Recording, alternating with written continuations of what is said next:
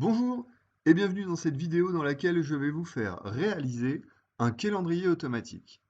Ce calendrier automatique va vous donner plusieurs informations, c'est-à-dire il va vous calculer les numéros de semaine sur laquelle vous allez être. Il va également définir les jours fériés que l'on aura sur le mois et également mettre en surbrillance, par exemple le dimanche, mais vous pourrez également l'adapter pour d'autres journées de la semaine. Il va également s'adapter en fonction des mois, c'est-à-dire que par exemple ici nous sommes en janvier 2020, si nous étions en février 2020, vous voyez les cellules qui sont sur les journées du 30 et du 31, donc au mois de février 2020 il se finit le 29, mais pour les cellules du 30 et du 31, vous voyez, elles vont disparaître. Cela sans aucune VBA. Voilà, vous voyez par exemple, je repasse en mai, il va vous définir les fériés, les numéros de semaine, et remettre les cellules du 30 et du 31 pour ce mois-ci. Donc tout cela sera fait sans aucune VBA. Je vais vous guider à travers 5 étapes au cours de cette vidéo. Et donc à la fin de la vidéo, vous aurez exactement ce rendu que vous avez ici à l'écran. À l'issue de la création de ce calendrier, je vous invite également à aller sur ma vidéo concernant le planning, puisqu'en fait, grâce à ce calendrier, je vous donne un exemple concret d'utilisation dans laquelle vous pourrez comptabiliser des heures en fonction des dimanches ou en fonction des fériés. Et celui-ci va vous calculer ces heures-là. Donc par exemple, ici, vous auriez le comptage qui va s'arrêter au dimanche ici. Le dimanche suivant est sur la ligne, enfin sur la cellule ici qui vous indique le 10. Donc le total sera fait ici.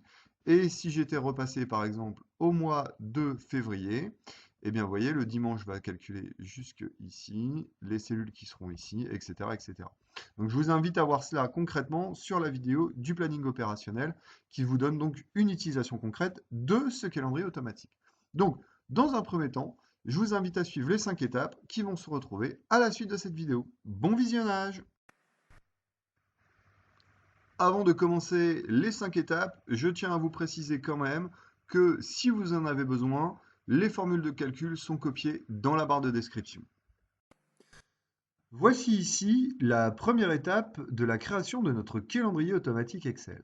Alors, pour cela, je me suis mis sur une feuille complètement vierge, un nouveau fichier, et on va démarrer tout de suite la création de ce fichier. Alors, on a besoin de deux éléments essentiels pour faire un calendrier.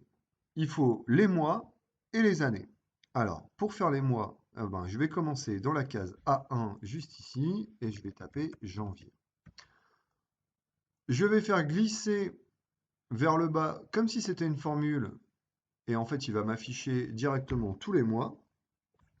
Et je vais faire la même chose à côté. Alors, petite particularité, pour les années, il va falloir que j'en mette deux pour qu'il nous fasse l'addition de plus 1 à chaque fois. Donc, je vais commencer par exemple en 2020, 2021, 22, 23, etc. Donc ici, j'ai bien mes mois et mes années. Maintenant que j'ai fait ça, il va falloir que je renvoie une valeur pour chaque mois de l'année. C'est-à-dire que janvier, il va devoir avoir la valeur 1, février 2, mars 3, avril 4, mai 5, etc. Parce qu'en fait, ça va nous servir dans les prochaines, pour les prochaines fonctions qu'on va utiliser. Donc pour faire ça, on va déjà créer un menu déroulant de l'autre côté. Donc cette feuille-là, je vais la renommer déjà et je vais l'appeler paramètres. Alors pourquoi paramètres? Puisque c'est en fait sur cette feuille que nous allons mettre en place et disposer toutes nos formules, tous les éléments dont on a besoin, et on fera le renvoi sur une deuxième feuille ici, que l'on va renommer, on va la nommer celle-ci, calendrier, et c'est sur cette feuille que nous mettrons en quelque sorte simplement les éléments dont nous aurons besoin et que nous voudrons refaire ressortir. Alors, je vais agrandir un petit peu la colonne A. Et pour faire un menu déroulant, alors c'est très simple, il suffit d'aller dans Données, cliquer ici sur le menu déroulant dans Validation des données. Donc c'est un petit logo comme ça avec deux rectangles, un validé, un barré. Je clique dessus et il y a écrit Validation des données. J'arrive donc sur cette fenêtre ici.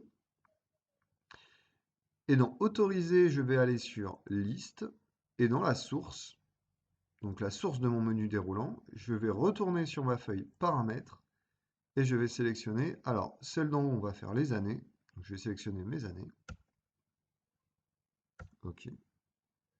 Donc ici, il n'y a rien qui apparaît sur le début, c'est normal, hein, il faut l'enclencher une première fois. Donc vous avez la petite flèche avec le menu qui apparaît, et donc j'ai bien toutes les années que je viens de taper ici à côté. Donc on va commencer par 2020, et je vais refaire la même chose en dessous pour les mois. Donc je vais faire validation des données, autoriser dans la liste la source, feuille paramètres, et je vais sélectionner les mois.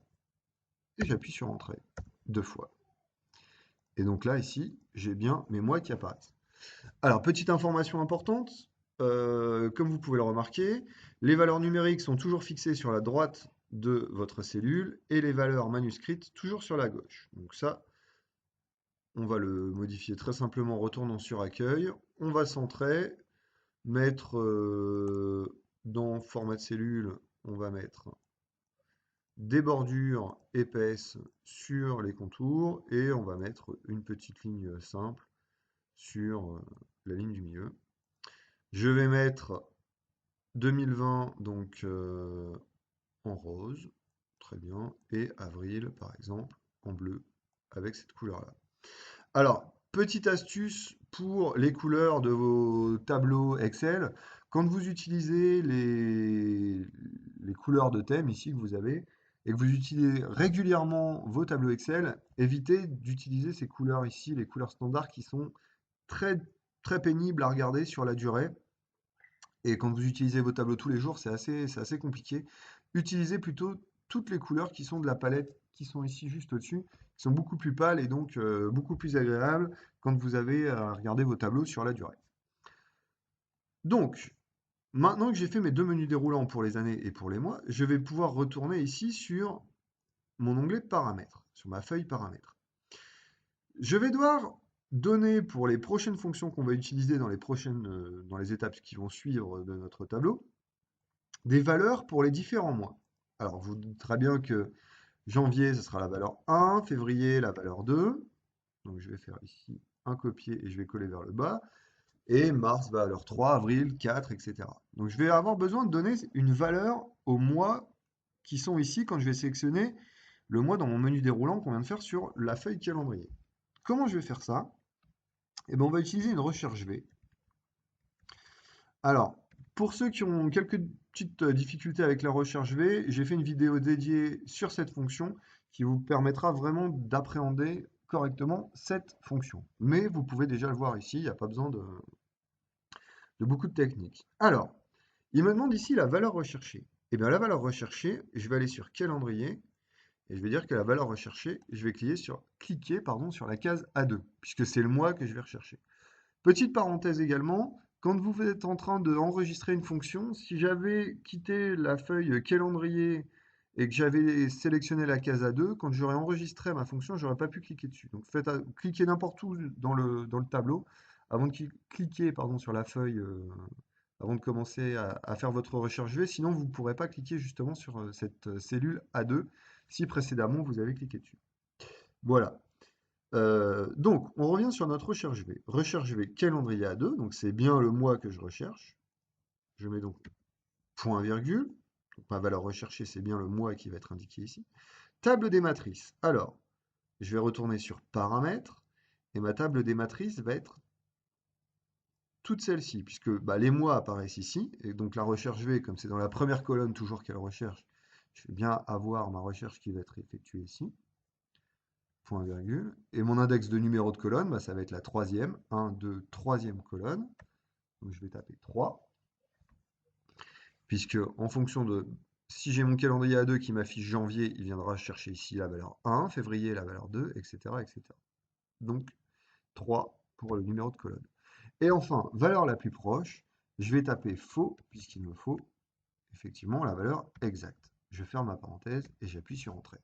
Donc ici, on a la valeur 4 qui est indiquée puisque je suis sur avril, c'est bon. Et si je passe par exemple en août, il va bien m'indiquer la valeur 8. C'est parfait. Donc j'ai bien, en fonction de mon menu déroulant ici, le bon numéro de mois qui va s'afficher. Concernant les années, et bien là, pas de problème. Je fais simplement égal. Je vais aller dans calendrier et je vais cliquer sur A1. Et donc là, j'ai bien mon 2020 qui s'affiche directement. J'ai pas besoin de réfléchir. On peut faire le test directement. Admettons, je passe en 2025 et mon paramètre va bien afficher 2025 ici. Alors, on va différencier tout ça. Je vais faire des petites bordures épaisses ici et je vais les séparer pour en bas. Donc, on va mettre une petite couleur toute simple. On va mettre du vert, par exemple, ici, et on va mettre du rose pour montrer que c'est ici qu'on a nos formules. Puisqu'ici, je n'en ai pas. Je vais mettre la troisième ligne de la formule. Ici, je peux mettre du vert aussi, pour dire que c'est juste de la... Ici, en fait, c'est que de la saisie, et là, par contre, ici, j'ai bien des formules. Donc voilà la première étape de ce calendrier, euh, dans laquelle on a inséré nos mois, nos années, et on peut faire ressortir ici, grâce au menu déroulant qu'on a créé sur la feuille calendrier et aux deux formules qu'on a enregistrées, les valeurs en fonction des mois et des années qu'on va sélectionner. Si vous avez réussi cette étape, vous pouvez donc maintenant passer à l'étape 2. Nous voici maintenant dans la deuxième partie de la création de ce calendrier automatique. Alors, dans cette deuxième partie, nous allons faire ressortir les différents jours fériés de l'année. Alors ici, vous avez pu remarquer qu'il y a une petite différence par rapport à tout à l'heure. Je me suis permis de rajouter cette case. Nous verrons tout à l'heure en quoi elle consiste. Alors, les jours fériés de l'année, en France, ils sont au nombre de 13. Je vais les enregistrer directement dans la colonne E. Comme ça, on va pouvoir commencer. Alors, le premier, c'est le jour de l'an. Ensuite, nous avons Pâques, dans l'ordre. Nous avons le lundi de Pâques. Nous avons la fête du travail. Nous avons la victoire de 45. Nous avons l'Ascension. La Pentecôte. Le lundi de Pentecôte.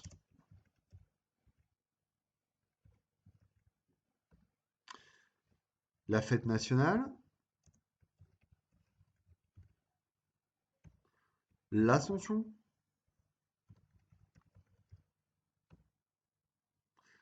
La Toussaint. L'armistice. Et enfin, Noël.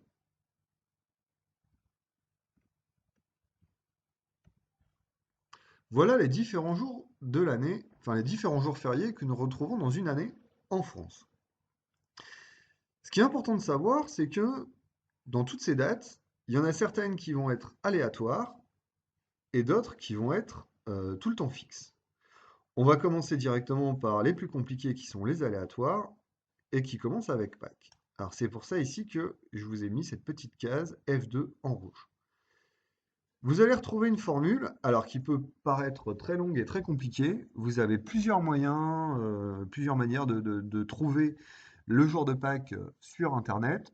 Moi, je vous propose cette formule qui est juste ici. Vous la retrouverez dans la description en faisant simplement un copier-coller de cette formule dans la cellule F2 de votre feuille de calcul.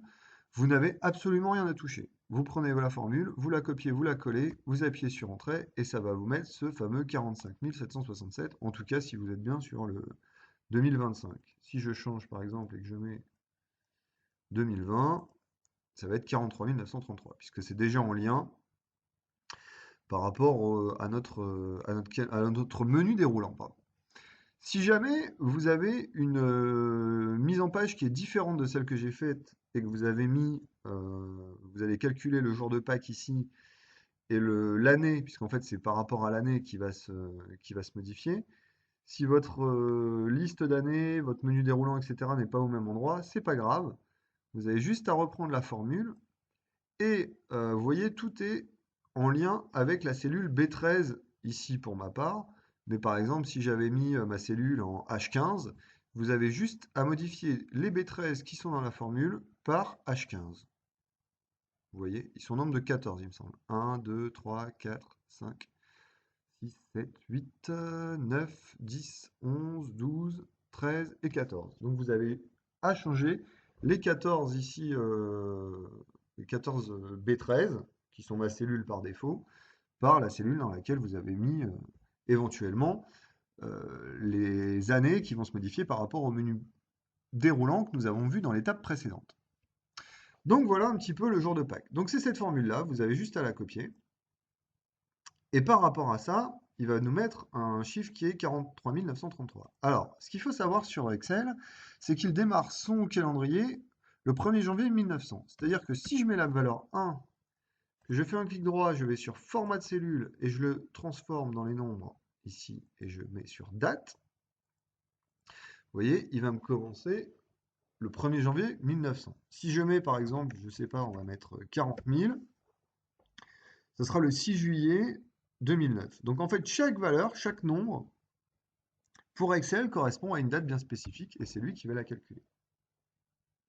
Donc, si je fais la même chose ici pour Pâques, je vais sur format de cellule et je vais transformer cette cellule en date et j'appuie sur OK. Vous voyez, il me met bien le 12 avril 2020. Voilà un petit peu comment on calcule le jour de Pâques. Donc c'est vraiment une journée qui est très aléatoire et comme je vous ai dit, la meilleure façon de la connaître, c'est soit de vous prenez ma formule que vous avez en description, soit de vous trouver une formule. Il y en a plusieurs qui sont gratuites sur Internet que vous pouvez facilement recopier. Concernant le lundi de Pâques, eh ben, le lundi de Pâques, c'est tout bête, c'est toujours le lendemain. Donc je vais prendre ma date à laquelle je vais rajouter +1.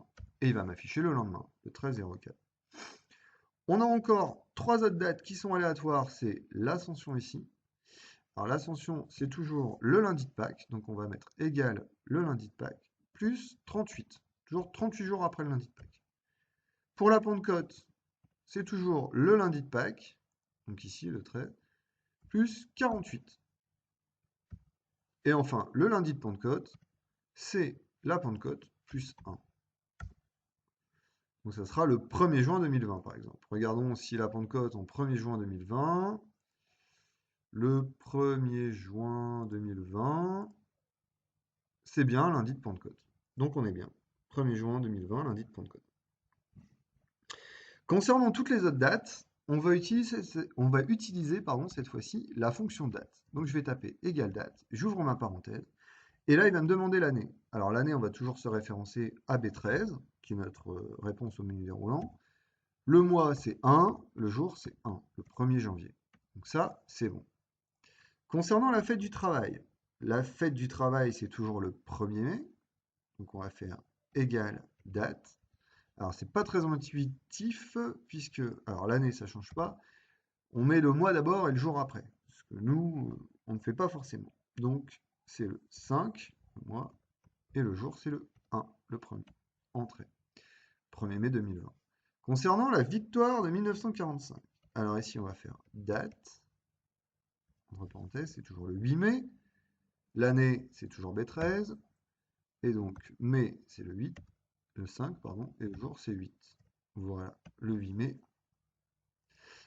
La fête nationale, c'est toujours le 14 juillet, égale date. J'ouvre ma parenthèse. L'année, c'est toujours B13. Le mois, c'est 7 pour juillet, et le jour, 14. Je ferme ma parenthèse. Concernant l'ascension, cette fois-ci, égale date. L'ascension, c'est toujours le 15 août. Année B13, point virgule, le mois 8, le jour 15, je ferme ma parenthèse. Concernant la Toussaint, c'est toujours le 1er novembre, égale date, j'ouvre ma parenthèse, année toujours B13. Le mois, donc c'est 11, et le jour, le 1er. L'armistice, c'est toujours le 11 novembre, égale, fonction date, j'ouvre ma parenthèse, l'année B13. Le mois, c'est toujours le 11, le jour 11. Alors, 11, c'est facile. Et enfin, Noël, égale date. J'ouvre ma parenthèse. L'année, on se référait toujours à B13. Le mois, ça sera décembre. Et le jour, le 25. Voilà, on a maintenant l'ensemble de nos jours fériés qui vont être calculés en fonction du menu déroulant. Je montre. Donc ici, par exemple, On est sur le lundi de Pâques, le 13/04/2020, la Pentecôte au 31 mai. Je passe en 2020, la Pentecôte passe au 23 mai. Lundi de Pâques, le 5 avril. Donc on a bien tous nos jours fériés qui vont être recalculés en fonction de notre menu déroulant. Donc on a fait correctement cette étape pour la suite. Je vais centrer, je vais mettre des petites bordures partout, les bordures épaisses sur les côtés. Ici c'est de la saisie, je vais le mettre en vert, comme on l'a fait précédemment. Alors ce vert-là, pardon. Et ici en rose, puisque c'est un endroit où il y a des formules. Voilà, la deuxième étape de ce calendrier automatique est maintenant terminée. Vous pouvez passer à l'étape 3. Troisième étape de la création de notre calendrier automatique. Alors, dans cette étape, on va vraiment faire, on va dire, les choses les plus intéressantes, puisqu'on a fait tout le travail de préparation ici. Et donc, désormais, on va faire ressortir les informations concernant, les informations concrètes concernant notre calendrier automatique. Alors, la première étape, donc je vais mettre ici sur la cellule B16 par exemple, et je vais commencer avec la fonction date. J'ouvre ma parenthèse, et donc cette fonction va me demander l'année. Alors l'année, très simple, hein, on va retourner sur B13 puisque c'est cette cellule qui est en lien avec notre menu déroulant de la feuille calendrier. Le mois, je vais faire pareil, c'est la cellule qui est à côté, qu'on a préparée également. Et le jour, je vais mettre 1, puisque je veux connaître le premier jour du mois. Je ferme ma parenthèse et j'appuie sur Entrée. Donc ici, on est bien sur le 1er mai 2020. Alors, pour savoir jusqu'où je vais avoir besoin de copier mes formules, je vais me faire un petit repère. Alors, ça vient jusqu'ici. Donc le 31 s'arrête ici. Alors, je ne vais pas copier ma formule vers la droite, en fait. Pour savoir le jour suivant, je vais simplement faire égal. Je sélectionne ma case B16, là où j'ai mis ma formule avec ma fonction date, et je vais faire +1. Comme ça, je vais connaître le lendemain. Et je vais pouvoir copier ma formule vers la droite jusqu'au 31. Alors ici, on est en mai, pas de souci. Il y a bien 31 jours. Admettons, je passe en février. Vous voyez, février se finit le 29. Et Excel, en fait, relance automatiquement jusqu'au 31 en partant sur le mois suivant. Donc ici, on est au 1er et au 2 mars. Pour effectuer les petites modifications qui vont nous permettre de faire disparaître ces informations, nous ferons ça dans les vidéos suivantes. Alors, j'ai ma fonction date qui est faite. Donc j'ai bien toutes les dates du mois qui sont enregistrées, c'est parfait. Deuxième étape, je vais essayer de faire en sorte de faire ressortir cette information d'une manière qui ressortirait plus correctement pour un calendrier. Donc je vais taper la fonction jour. Donc je vais mettre égal jour. Le numéro de série, c'est tout simplement la date au-dessus. Je ferme ma parenthèse et j'appuie sur Entrée. Et donc là, il m'affiche bien 1 pour le premier jour. Et là, vous allez voir, ça s'arrête à 29 et ça reprend 1, 2, etc. Donc j'ai bien les jours du mois qui vont apparaître. Alors, pour avoir une mise en forme qui ressemble plus à celle d'un calendrier, on va aller sur Format de cellule, on va mettre Personnaliser, et à la place de standard, je vais taper JJ 2 fois, et vous voyez, ça me met en 0,1. Voilà, je vais centrer tout ça, donc vous voyez le premier, le 2, le 3, le 4, etc. Donc j'ai bien mes dates qui ressortent. Maintenant, je vais faire en sorte de faire ressortir les jours fériés. Alors pour ça, on va faire un petit travail préalable. Je vais taper la valeur vraie ici, à côté de mes jours fériés, et je vais copier ça vers le bas. À savoir que la valeur vraie, pour Excel, ce n'est pas une valeur manuscrite, ça peut être une réponse de fonction. Je m'explique. Vous utilisez par exemple la fonction OU ou la fonction et vous demandez par exemple que cette ligne ici m'indique 2030 pour B et 5 pour C. Les deux valeurs sont fausses, la fonction va me répondre faux. Et si j'avais demandé 2020 et 1, alors elle m'aurait répondu vrai. J'ai fait une vidéo dédiée sur ces informations-là. notamment sur la vidéo que j'ai faite sur les fonctions et ou pour que vous puissiez en apprendre plus. Donc c'est pour ça que j'ai indiqué vrai ici. Maintenant, pour faire ressortir dans mon calendrier si cette date-là est un jour férié ou pas, je vais tout simplement faire une recherche V égale recherche V. J'ouvre ma parenthèse. Alors la valeur cherchée, ça va être la date du jour. La table matrice, donc je vais commencer à sélectionner à partir de mes jours fériés. Commencez pas ici, puisque les valeurs recherchées vont être, dans une recherche V sont toujours dans la première colonne. Donc elles le sont bien. Et je vais inclure mes valeurs vraies que j'ai notées à côté. Numéro index de la colonne, ça va être la deuxième. La première, c'est celle-ci, ça va être la deuxième, pour que ça me ressorte la valeur vraie. Et je vais taper faux, puisque je veux une valeur exacte, forcément. Donc, petit point important, n'oubliez pas de figer avec le symbole $ les colonnes F et G. Ah, j'ai supprimé mon deux points. Les colonnes F et G de votre matrice. Sinon, quand vous allez copier votre formule vers la droite, eh ben, vous allez rechercher les valeurs qui sont à côté. Et donc après, ça ne va plus marcher. Enfin, ça va marcher pour la première colonne, mais pas pour la seconde. Donc ici, on est en février. On va prendre un mois où il y en a eu beaucoup, mai 2020. Donc j'ai le 1er mai, il m'indique la valeur vraie. On est bon. Le 8 mai, la valeur vraie. Et enfin, ici, je dois avoir le 21 qui est là. Pardon, le 21 qui est là, qui m'indique la valeur vraie. Et aussi le 31. Donc, ma fonction fonctionne correctement. Enfin, dernier petit élément, on va sortir le numéro de semaine, par exemple. Donc ça, c'est un petit bonus. Et donc, dans ces cas-là, il faut que j'ai une information qui soit, est-ce que c'est un lundi, un mardi, un mercredi, etc. Le 1er mai, est-ce que c'est un lundi? J'en sais rien. Pour le savoir, on va faire égal choisir, j'ouvre ma parenthèse, je vais taper pour le numéro index jour sem, je rouvre encore une parenthèse. Alors le numéro de série, ça sera la date ici que j'ai. Je ferme ma parenthèse et je mets un point virgule. Et là ici, il va me demander un ensemble de valeurs. Et donc on va les mettre. On va mettre dimanche, puisque tout à l'heure, comme je vous l'ai dit, on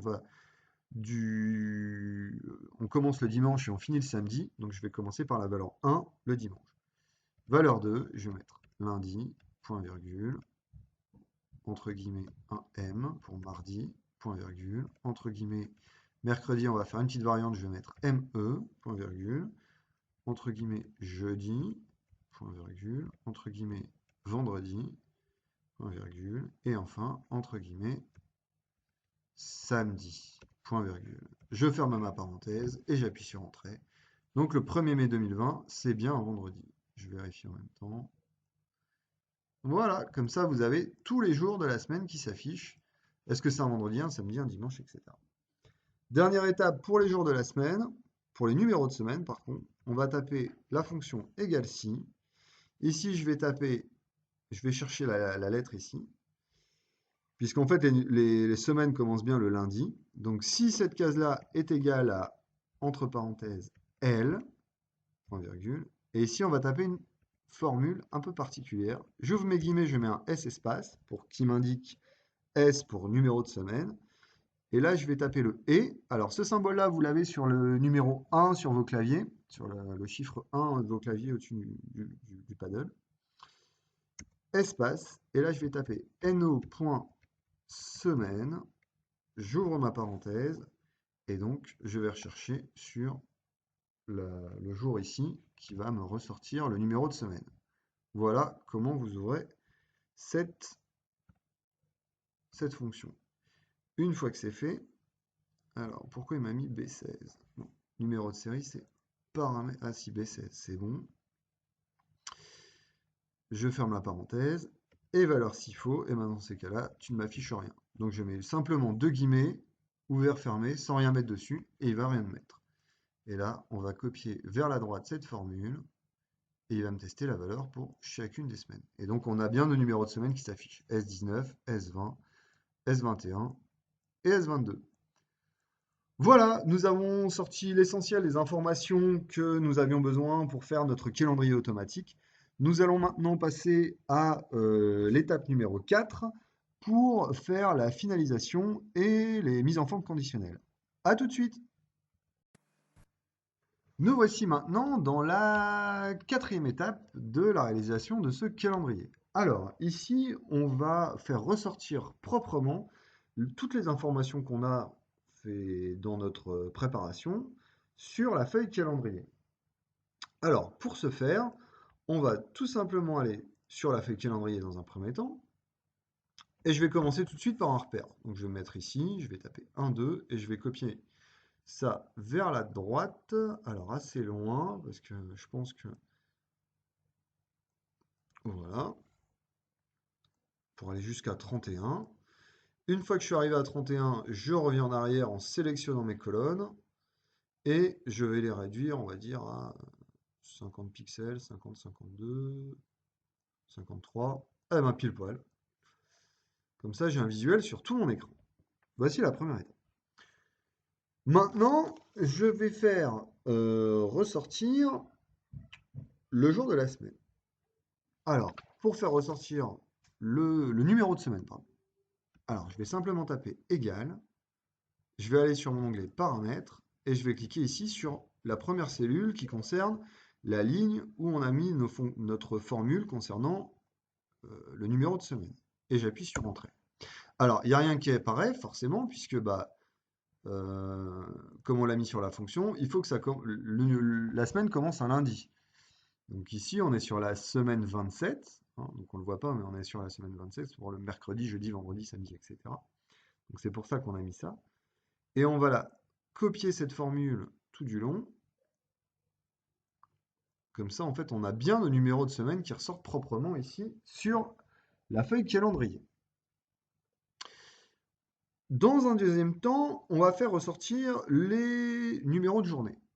Pour dire c'est le 1, le 2, etc. Et non pas comme on l'a fait ici. Alors on va faire comme tout à l'heure, on va faire égal paramètre. Alors je peux prendre une des deux valeurs, hein, ça n'a pas d'importance. Admettons qu'on va prendre celle-ci. Et je vais la copier vers la droite. Alors, si vous voulez un format qui fasse plus calendrier avec les chiffres qui font 0,1, 0,2, etc., et bien comme tout à l'heure, on tourne sur format de cellule, je sélectionne bien toute ma plage préalablement, je vais dans personnaliser, et à la place de standard, je tape JJ 2 fois, et j'appuie sur OK. Donc ici, on a nos différentes journées qui vont s'afficher. Donc là, on est sur le mois de juillet, et si je tape mai, un mois de 30 jours, pardon, mars, non, raté encore, avril. Vous voyez, on s'arrête bien au 30 et ça repart au 1er. Donc on a bien nos jours de la semaine qui s'affichent et vous avez vu également nos numéros de semaine qui se modifient en fonction. Ensuite, concernant les fériés, alors il va falloir faire une petite modification ici, c'est-à-dire que je vais taper une valeur si erreur sur ma recherche V pour pas qu'il me fasse ressortir une erreur, que ce soit bien propre de l'autre côté.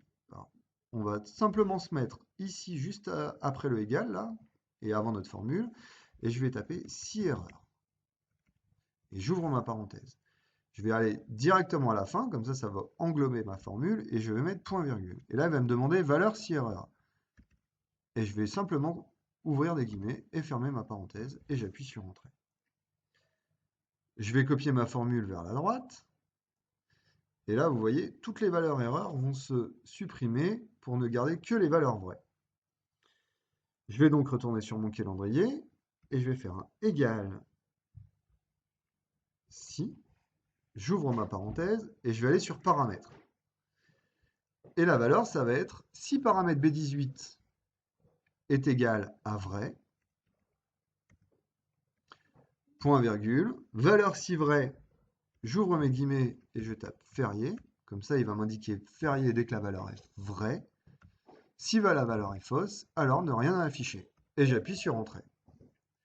Et je vais copier cette valeur sur tout mon mois. Et donc, vous voyez, on a bien les fériés qui s'affichent. Alors ici pour le mois d'avril, pour le mois de mai, le 1er, le 8, le 21, le 31, c'est bon.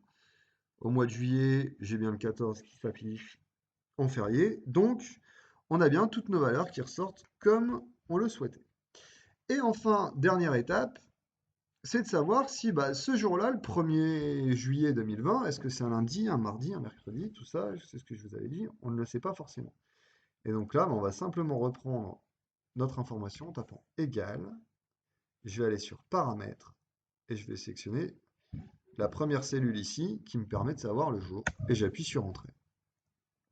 Et là, je vais copier ma valeur vers la droite. Alors, il y a plusieurs méthodes pour le faire, mais je trouve que celle-ci, c'est quand même la méthode qui me semble la plus appropriée pour faire ressortir les éléments du calendrier.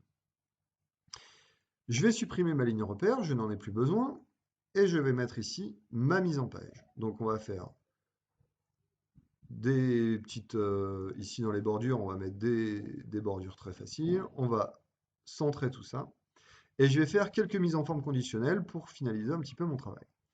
Je vais préalablement donc sélectionner toute la plage des numéros de semaine et je vais faire mise en forme conditionnelle, nouvelle règle. Je vais aller dans appliquer une mise en forme aux cellules qui contiennent.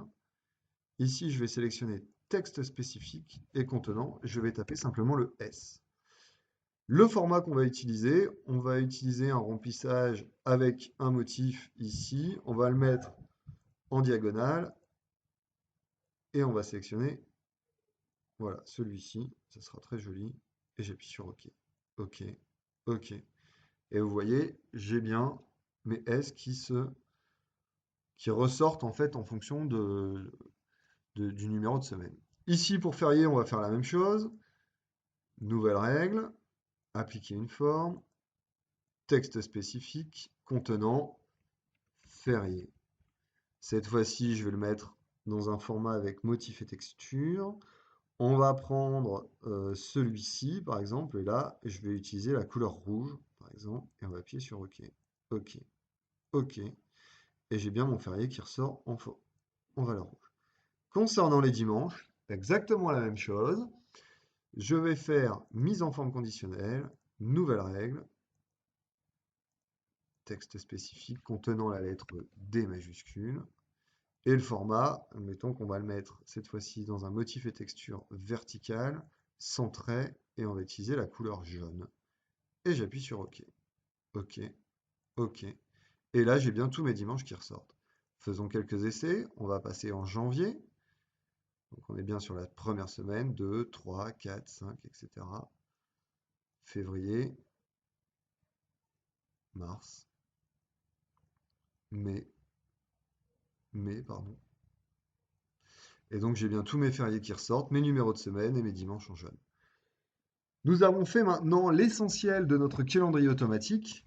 Maintenant, par souci de précision et de finition, nous allons faire dans la prochaine et dernière vidéo la suppression de ces trois petites cellules ici en fonction des mois. C'est-à-dire que par exemple ici, vous voyez, si je suis au mois de février, on va faire en sorte que le mois de février se finit le 29, que ces cellules-là disparaissent pour ne plus apparaître et ne faire vraiment apparaître que le mois qui nous concerne en fonction de ce qu'on a sélectionné dans le menu déroulant.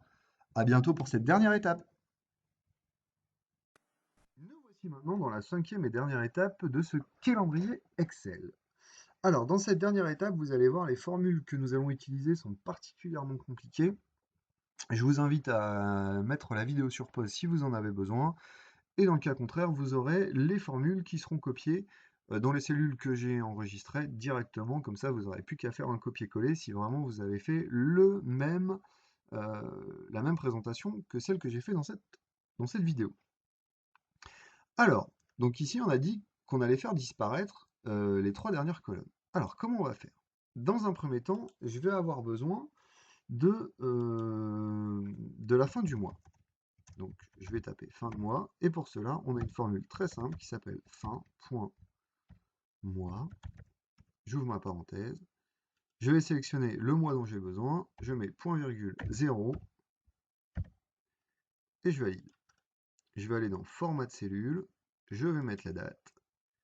Et ici, comme vous pouvez le constater, j'ai bien la fin du mois qui me concerne. En l'occurrence, pour février, c'est bien le 22.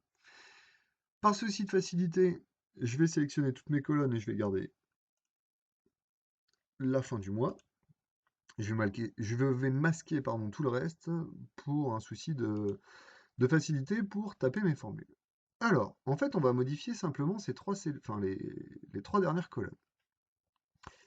La première qu'on va modifier, c'est la colonne AD16 qui nous affiche la date du 29. La petite modification qu'on va faire, c'est on va utiliser une fonction si. Donc, je vais mettre juste après le égal, je vais faire si AC16 plus 1. Alors, je vais simplement le copier avec un CTRL-C. Et je vais mettre plus grand que la fin du mois. Si c'est le cas, point virgule, valeur si vrai, tu ne me mets rien. Donc je vais mettre simplement des guillemets. Valeur si faux, CTRL-V, AC16 plus 1. Je ferme ma parenthèse. Qu'est-ce que ça veut dire? Ça veut dire que tout simplement, si la valeur que tu devais m'afficher en mettant le jour précédent plus 1 dépasse la fin du mois, alors tu ne m'affiches rien. Sinon, tu m'affiches le date. Je copie cette formule vers la droite. Alors attention, j'ai oublié un petit détail. J'ai oublié de figer ma colonne, qui se trouve ici, avec un $. Donc je copie ma formule vers la droite. Alors, pas de panique si vous avez des valeurs qui s'affichent.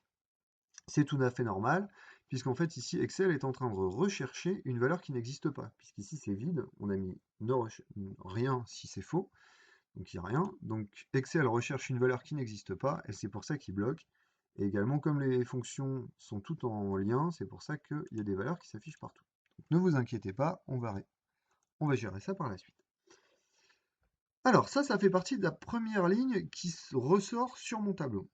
Alors, pour qu'elle ressorte correctement, je vais simplement mettre un si erreur, puisqu'en l'occurrence, ou la date s'affiche ou elle ne s'affiche pas, ou en erreur. Donc, s'il y a une erreur, je tape si erreur, j'arrive directement à la fin, et je mets un guillemet pour dire que s'il y a une erreur, tu ne m'affiches rien. Et je copie cette formule vers la droite. Donc ça, cette problématique-là est réglée. Concernant les jours fériés. Alors, les jours fériés, ça va être la formule la plus complexe à taper. Alors, je vais mettre des petites bordures ici. On va mettre dans le format rose.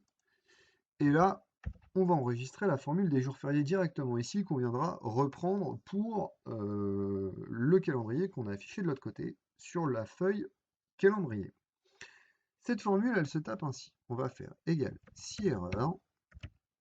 J'ouvre ma fonction, valeur si, et je vais imbriquer également une fonction et. Donc, si et, alors là, ça va être très simple, on va faire AC16 plus 1 est plus petit ou égal à B23, C24, pardon, il est là. Donc si cette valeur-là, AC16 plus 1, si ça devait s'afficher ici, c'est plus petit ou égal à la fin du mois. Ma deuxième valeur logique, c'est que, souvenez-vous, dans la formule qu'on avait fait, on avait mis que ici, AD18, s'il y avait un férié, il affichait vrai. Je vais mettre si AD18 égale vrai. Je ferme ma parenthèse. Dans ces cas-là, si ces deux valeurs sont vraies, j'ouvre mes guillemets et je tape férié. Fermez les guillemets. Valeur si faux, je vais mettre ici, ça sera plus simple pour vous à lire. Si, entre parenthèses, AC16, donc je reprends ma formule, AC16 plus 1 est plus petit ou égal à C24. Si c'est le cas, valeur si vrai, alors tu me mets simplement un espace. Ça veut dire qu'il n'y aura pas forcément de jour férié affiché, mais tu me mets un espace. C'est ce qui va me permettre en quelque sorte par la suite de dire à Excel que dans la cellule, il y a effectivement quelque chose. Vous allez comprendre par la suite pourquoi. Si c'est faux, alors tu ne m'affiches rien. Je ferme mes deux parenthèses pour la formule, et pour ma valeur si erreur, je ne m'affiche rien également. Et j'appuie sur Entrée. Alors ici, petit détail aussi important que je n'ai pas fait, je n'ai pas figé ma cellule C ici et C ici, puisque je vais devoir copier ma formule vers la droite. Donc cela, c'est fait. Ensuite, nous avons ici pour les différents jours de la semaine. Alors, ici, on va effectuer une fonction qui est assez simple, puisqu'on va faire tout simplement une valeur si erreur. J'ouvre ma parenthèse. Et s'il y a une erreur ici, alors tu ne m'affiches rien. Et j'appuie sur Entrée. Je vais copier ma formule vers la droite. Et enfin, ma dernière cellule pour les jours de la semaine. Cette fois-ci, on va mettre tout simplement une fonction si qui va être imbriquée en fonction de ce qu'on va avoir. Alors, je vais la retaper complètement comme ça, vous allez la comprendre. Donc je vais garder juste égal si, j'ouvre ma parenthèse, AD19 est égal à rien. Donc si cette cellule-là, ici, elle est égale à rien, valeur si vrai, bah tu me mets rien, parce qu'on est sûr qu'il n'y aura pas de jour. Si c'est pas le cas, alors tu me rouvres une fonction si et tu mets AD19 égale, et on va retaper la formule qu'on avait fait tout à l'heure, c'est-à-dire si AD19 est égal à lundi, alors tu me mets samedi espace, enfin S, pardon, espace pour jour de semaine, autant pour moi, et donc numéro, point semaine, et là on va chercher AD16. Je ferme ma parenthèse, point virgule, valeur s'il faut, tu me mets simplement un espace, c'est la même problématique que tout à l'heure, et je ferme 2 fois ma parenthèse. Voilà comment j'enregistre cette formule. J'appuie sur Entrée, et je vais la copier également vers la droite.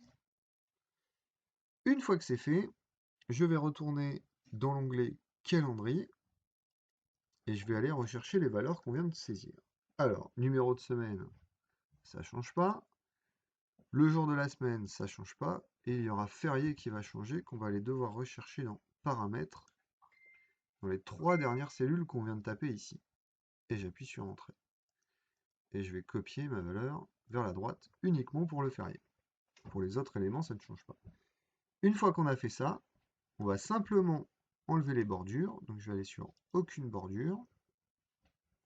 Et on va mettre une mise en forme conditionnelle avec nouvelle règle, utiliser un élément ici, et je vais taper la fonction égale et j'ouvre ma parenthèse, ici AD4 est différent de rien. Alors pour faire différent, vous faites plus petit que, plus grand que, et rien, vous mettez simplement vos guillemets, et je ferme ma parenthèse. Si c'est le cas, alors dans le format, tu vas mettre une bordure avec les contours ici. Et j'appuie sur OK. OK. Et donc maintenant, alors je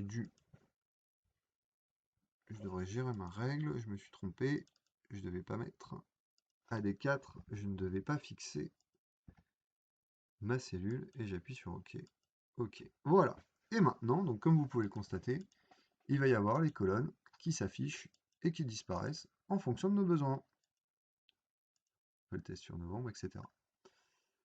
Voilà, la création de ce calendrier automatique est maintenant terminée. J'espère que mes vidéos vous auront plu et je vous dis à bientôt pour de prochaines vidéos.